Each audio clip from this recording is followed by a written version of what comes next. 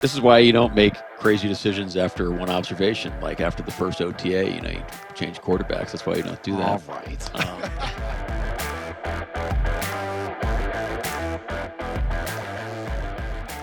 What was different in the game this week?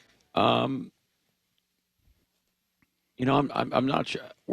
I think we're learning how to win those types of games that don't necessarily where you face adversity, and I hope that we need to keep learning how to do that, and I think we're gaining confidence on the team that we think that we can be, and taking advantage of opportunities that come our way, because if you do the right things, at some point in the game, you're going to have an opportunity, and I think our guys realize that, and I thought we took advantage of it for the most part, and then the things that went wrong, I thought we mitigated, for the most part, and that's a shout out to our guys' poise and connectedness and determination, and a lot of those things showed up in San Fran too. There's a couple things here or there in the San Francisco game, and we're having different conversations throughout the week too. So I think you have to understand where you're at in the process and all that. So I think that was the difference.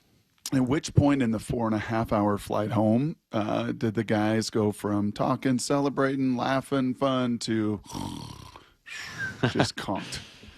I don't know. I think the first couple hours I was out and about talking to the guys. No, I would say a couple hours, maybe an hour or so. But yeah, it was great. It's great.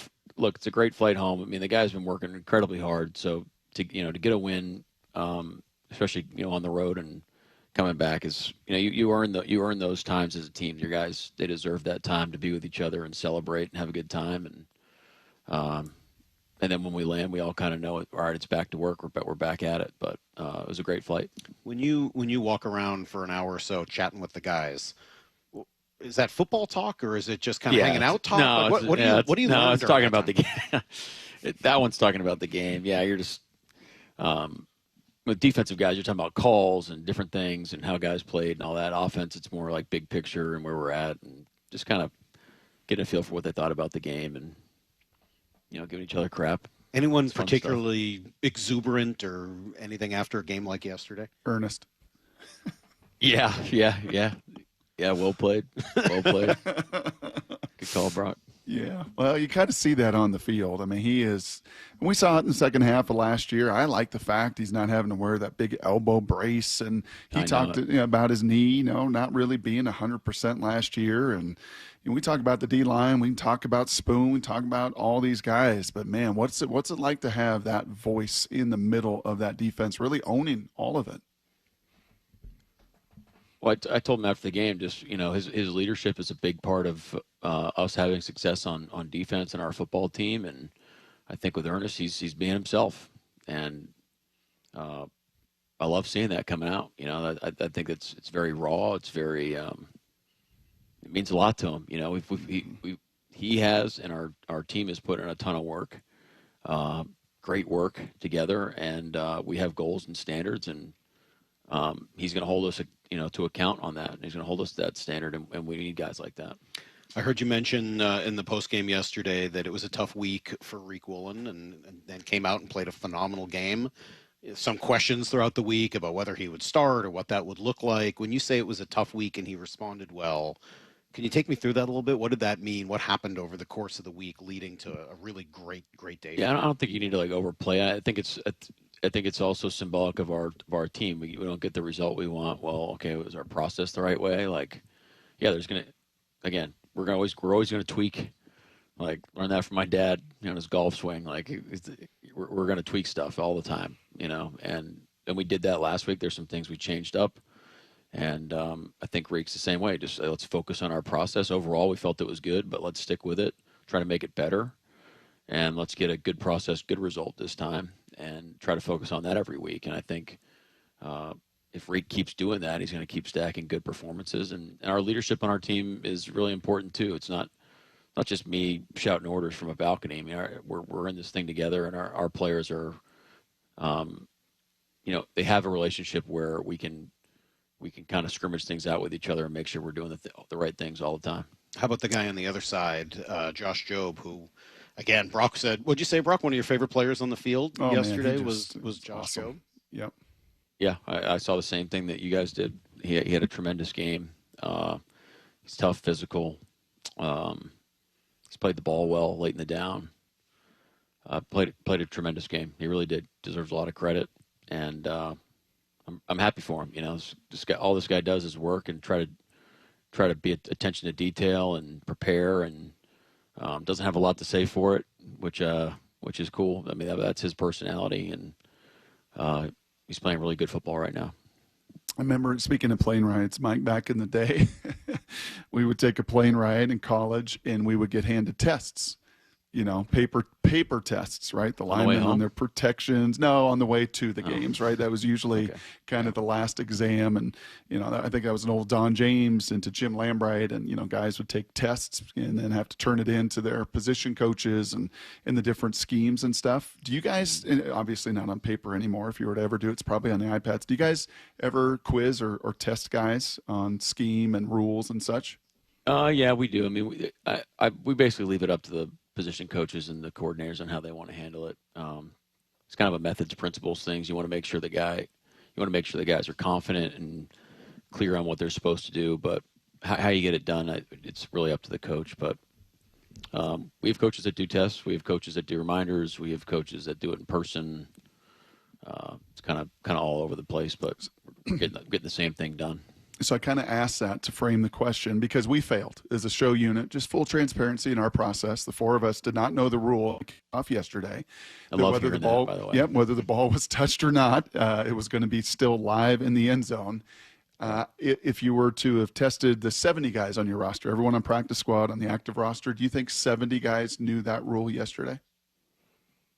If I gave you a number, I would be making something up. I mean, I know this. I know Jay does a great job at teaching the rules. I know Brian. I mean, talk about like, hey, we totally planned this. Literally, Brian's plays of the week presentation on Saturday. Literally, we did it on Saturday this week to the team. Was sideline recovery and the rules of a sideline recovery, which came into play on that play. And I know I was thinking about the coaching points when you're looking at the replays of George recovering the ball, and so that was like, you know, we definitely planned it that way. Great job, Brian. Can you help me with that part of the rule? I think I understand the kickoff part of the rule, the recovery part. Yeah. Why was he definitively inbounds versus? I think he had control of the body part without touching. Yeah. So. Because it happened quick. I was actually a little surprised they didn't spend a little more time on the TV broadcast. I was too. Going through whether or not he was clearly in bounds or not. Yeah, I thought it was going to take longer, frankly, but I felt the same way. And if he goes out of bounds, then what? It's a touchback at that point. I believe so. So that's a huge touchback play. based off where the ball hit, I think. Wow, what an incredible moment in that game. And yeah, I do wonder how many more moments like that we'll see. I mean, how hard is this new return game for the returners when the ball bounces in front of them?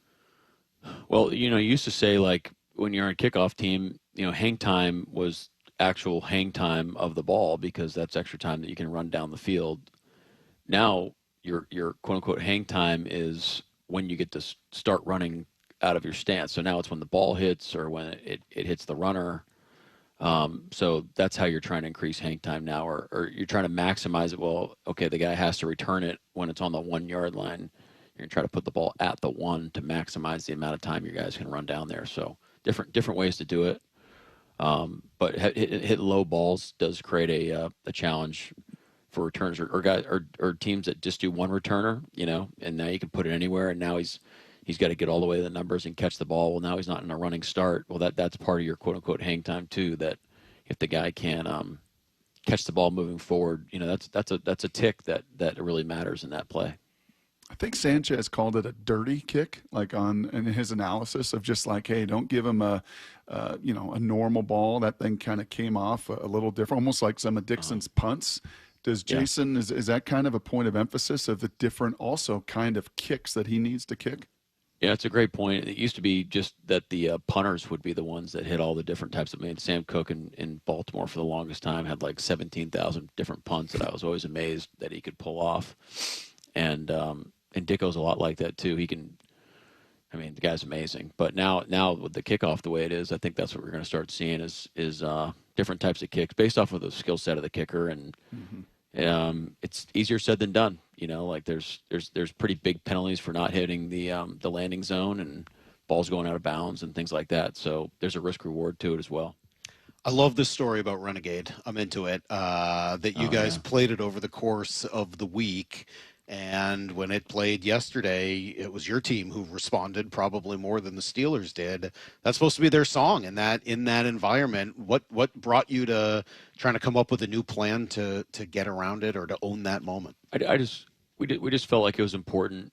This is a stadium that we haven't been to, that I had a lot of experience in, so I understand like what happens. And it's kind of like when you visualize, like the power of visualization, when you can see, your brain goes through the process of going to do the things you're supposed to do and executing. I think it was a similar thought. It's just the guys understanding what the atmosphere is like, how they operate. Kind of that song always comes on like the fourth quarter at some point or in the second half, and let's be ready for it. Let's take advantage of it. Let's try to turn the tables in our favor as best we can. And look, our guys did a great job. It just happened in that drive. We went down and scored and Sam had a heck of a play. We jacked up the protection. PQ had a free run at him, and he made a miss and made just a tremendous play with him and AJ. We went down to score. So that was a critical moment in the game. One of the things I think we all enjoy very much, Mike, is just hearing some of the process behind the scenes, especially when it comes to these decisions on fourth down. The camera on you, as they typically do, the head coaches, as you got to make that decision on fourth down near midfield, and you punt it early, and it pays off with a stop and get the ball right back at midfield and go for it later with the play action pass that unfortunately went the other way. Were those close either way, numbers-wise, process-wise, into some of the decision-making process there? They were. The inches one is more straightforward, but when you're talking about a full, like a one and change, there's always nuance to it. I thought we made the right decisions, and I felt confident with our decision last week. You put all the inputs into it. You gotta live with the process of like why you decided those things. You got to live with the consequences, and it's easy to kind of kick yourself when it doesn't work. And same thing this week. We're going to be aggressive on fourth down. We have to be. That's the way the NFL is going. You got to take advantage of these drives. You got once you get the ball in plus territory, you got to figure out ways to maximize points, and that's a great way to do it. And one time, sometimes it is to maximize points. It is to punt them deep and to try to get another, a 3 and out or two first downs and out. And we ended up, regaining possession at dang near the same spot where we ended up punting it, and that's really that's one of the most optimum results you can get. So that worked out in our favor, and AJ's sneak that worked out in our favor, and obviously the 4th and 1 with the movement play. We're going to keep being aggressive. It was a play we liked going into the game, and probably against that look, we probably want to get out of it, but. That's something we'll go back and go to the drawing board and come up with a better play next time. What are we watching right now with JSN and his growth from last year even to this year? I'm a broken record with the process thing, but it's like this is the guy that we were looking at. We saw the whole offseason, and we're trying to tell everybody, but I don't know if everybody was listening. But I think now you're seeing the things that we've been seeing really for 2 years. Since we've been here. The things we've seen of him being able to do, but there's a lot of nuance and detail that I think that he's gained to his game and in the routes, and a lot of it's from the system that we're running. I know Coop and Frizz and Pete's have been just a tremendous help to him, and there's just the chemistry he has with the rest of the offense, especially Sam. I think is showing up as well. Just an unbelievable body control. From my perspective, Mike, of just watching it and watching receivers that just have a total sense of tracking the ball, even the deep ball, right? It's a beautiful throw, but he just knows when to lean into that DB at just the right moment to create just that amount of separation. And as you said, you call it nuance. Some ways you can coach it, in some ways, don't you feel these receivers you see that just have that innate sense and innate ability with their body to do things others can't? Yeah, well, one, you're right, Brock, but I think it's both. It's both. It's understanding how you can use that stuff, use your body control. We talk about like our style is we say shocking, but shocking really is like, hey, take me into your world about how this thing comes to life. Everyone just sees a great receiver, but like what I think is fascinating and what I think that we take pride in here is, hey, if you're a fan, wouldn't you want Jax to kind of take you into his role about how he runs a certain route and all the things that go into it, all the little details and all the little reps that have been stacked and how guys play him and what DB he's going against, or what coverage he reads it and how he needs to speed his route up and how many steps is it, how that marries with the pass protection and what Sam's seeing. I mean, all that stuff is just it's so cool when it comes together, man. It's really powerful. The running back spot we spent a lot of time on last week, and last week Charbonnet seemed like he was the guy who was able to fit a little bit better. This week, obviously Ken has just an unbelievable game. Is that why would one running back have a good week and then the other one would have a better? Like, where does that come from? Is it fit? Is it matchup? Is it dumb luck? Like, where does all that come from? It's interesting. I mean, look, it's this is why you don't make crazy decisions after one observation. Like after the first OTA, you change quarterbacks. That's why you don't do that. All right.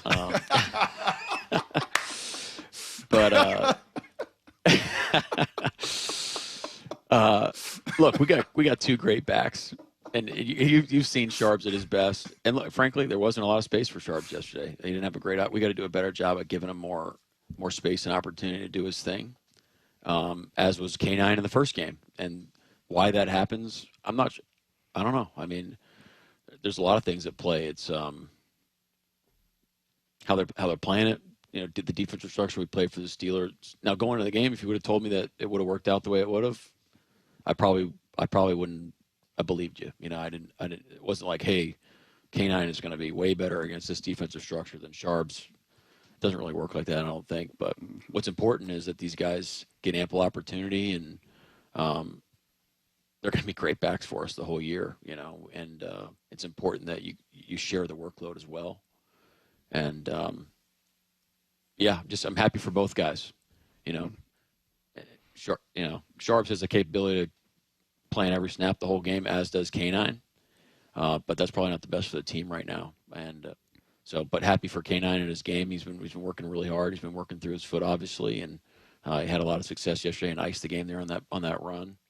But Sharps is doing a lot of great, even though the production wasn't there, like the pass protection stuff, third down stuff, getting the run forward as much as it possibly can, whether or not we block it the right way. I mean, that's important stuff to keep the ball moving forward, taking care of it. I mean, those are all good plays as well. Well, just since we're talking running back room, we talked about Helani's great play on special teams. You got your two running backs. Can we talk about Robbie Ouzts and the bowling ball block and what he brought to the table yesterday as well? Yeah. I mean, I know that particular position, like that particular block, KP, Kennedy Palomalo, our running back coach, has been working with him since day one. And the art of contact is really important, and how he reads it, and all those reps that we've stacked throughout the offseason of, how you're reading the flow of the play and really seeing it like the runner is really important. And on that particular play, it that's how it played out versus that front and that run. And it was just really cool. It's great to run. Great good old fashioned lead plays. It's a great football play. Sure is. E. Greenwright, 93 Blast, the 05 Super Bowl team, I think ran that 6,000 times on their way to the Super Bowl. Mike Macdonald Show, by the way, presented to you by your local 76 and Conoco stations. Fuel this show each and every week, and we appreciate that. Hey, a quick little football 101 just for me. Sanchez was on last hour kind of replaying the game and reviewing it, and just talked about the stick-to-itiveness of Klint. Because this is now back-to-back weeks, Mike, just, where these linebackers you're playing against, whether it was Queen or D. Winters or Warner, are so fast to trigger, and have hit some of that outside zone with all of their fast flow. What does it take for a Klint to continue to stick to that, knowing that, okay, you know what, they're going to win some of these battles, but ultimately we may win the war, to help them run out of gas sideline to sideline or set up some of that play action and movement? How difficult is that to do as a play caller, to just have that patience and stick-to-itiveness? Yeah, it's a great point. I think it's critical. I think it's critical. If you can't hang your hat on anything, if we're not going to be able to hang our hat on wide zone, then we're going to be in trouble. And so I think when you watch the tape too, I mean, it's going to be fun today to go over with the guys. And really, there's a lot of plays out there for us that we need to play better as an offensive front and runners and all those types of things. And when you do coach your linebackers, it's not easy for them to, like, you do understand the risk of playing it really fast. And there's a lot of movements off the back door. There's cutback lanes, so to pull the trigger, you do have to read it the right way. And there's been some plays where you got to give those guys credit as well. They're really fast, talented players on the backside that made plays. And there's some of them that we can execute better and get them blocked and spring runs as well. So there's a give and take to it, but you're right. There's going to be some plays where, it's not going to look the right way all the time, and we want to minimize those to the best. We're not in the business of letting defensive make plays on us, but we are in the business of running our offense, and there are opportunities to set plays up as well. On the other side, we spent a lot of time talking about the pressure you've generated, the secondary. How about just the guys up front, and specifically thinking about Murphy and Williams and Jaron Reed? Right. How do those three guys specifically complement each other in a defensive line? Well, I think you're seeing with our defensive front the chemistry that they've built, and when you have guys that rush on their own independently, it makes it really, really difficult to attack quarterbacks and attack protections and have an effective rush unit, because there's more than 4 gaps, and so you have to play off each other a lot of times in a 4-man rush. AD, CP, Hines, they do a great job of coaching this thing. Those guys. I love, again, talking about shocking. You'd love for someone to be in our defensive line room as they're talking about the rush plan and how they execute it and how they play off one another and what the rules are and how we set things up. It's really fascinating. They do a great job, and the veterans have really bought in on how we're going to rush 4 as 1. And I think you're feeling that right now. And I think if you went to go ask the guys right now, they'd probably say we need more quick wins as it is. We got to win quicker to affect the quarterback and let us play some more aggressive coverage. But yesterday, I think rushing cover worked pretty well. Hey, last minute here, just a little housekeeping. Was Spoon close? Saw him warm up, obviously, with the brace on, but was he anywhere close to trying to go yesterday? I don't know. Close. I know this. If he could have played, he definitely would have. I know he really wants to be out there. What's the best for him and the team definitely wasn't. It became clear probably on Saturday that unless he took a turn on Sunday, which wasn't out of the realm of possibility, then he probably wouldn't go. So it just, when he went out there and worked out, just didn't turn. Does that at least make it a possibility he could go this week? Yeah, I think so. I think hopefully he'll practice. Going into 2 weeks now, hopefully he'll practice at some point. But I think he's probably still a guy that you could take all the way to the game. But it's not really a great model to abide by. And with Eamon Worry, good news, right? That he doesn't go on IR. Yeah, incredibly good news. Another guy that you'd like to see practice, especially being a rookie. So we'll see here. I don't know if we'll see if he's ready on Wednesday or possibly Thursday to get some reps. That'd be pretty awesome. All right. Well, there you go. Congratulations. 1-1, first win of the season. And New Orleans next. So we will talk again next Monday. Thanks for coming by. All right, guys. Good to see you.